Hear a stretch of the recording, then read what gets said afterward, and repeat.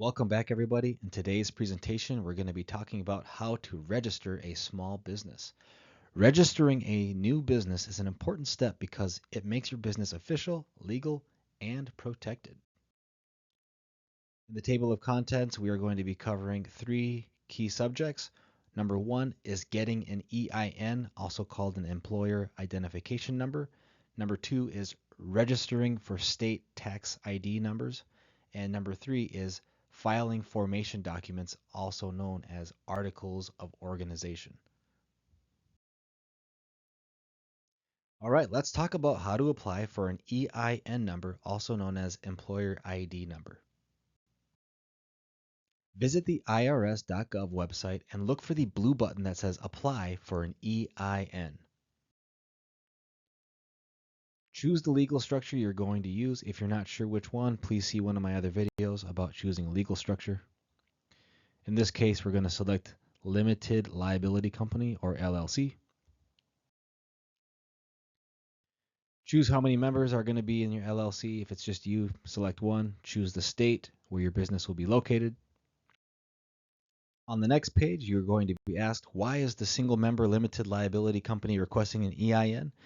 Majority of you are going to select starting a new business, then click the blue continue button down below. Okay, you're just going to keep filling out all the forms and clicking continue until you get all the way to the end at number 6 here where it says EIN assignment. Do your best, get as far as you can, and then when you're all done, move on to the next page.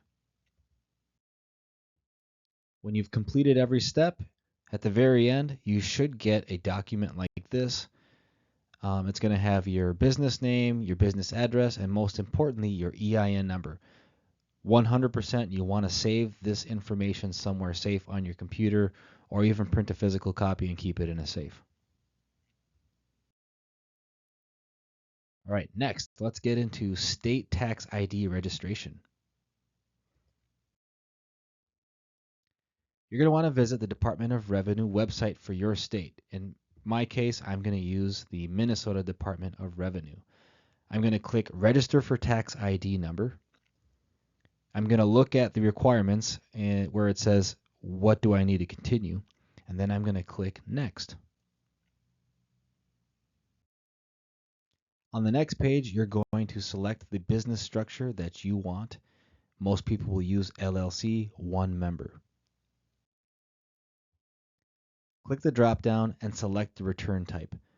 Most of us will choose individual, but maybe talk to an accountant about other options. Fill in all the required information, including your employee ID number, the legal business name, and then you're going to want to select the correct NAICS code. This can be a little bit confusing, but if you see down in the blue it says search for your 2022 NAICS code. Do the best you can to select the correct code that fits your industry. Here's an example of some of the options for the NAICS codes. Once you're all done and you finally get the document with your tax ID number, be sure to save it somewhere safe.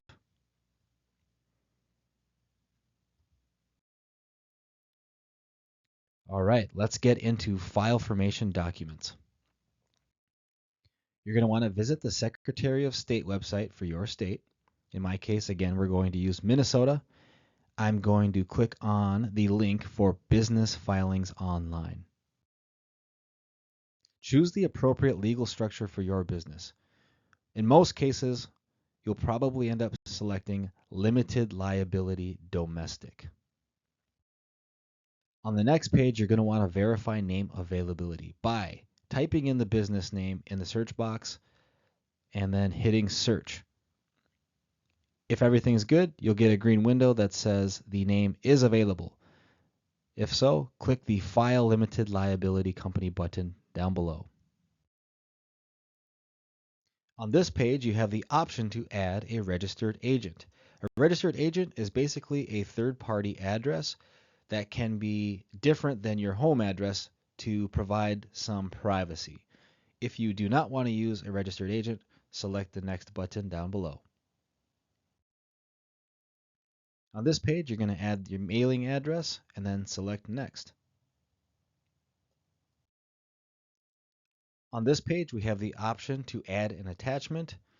If you do not have an attachment you'd like to upload, go ahead and select the next button.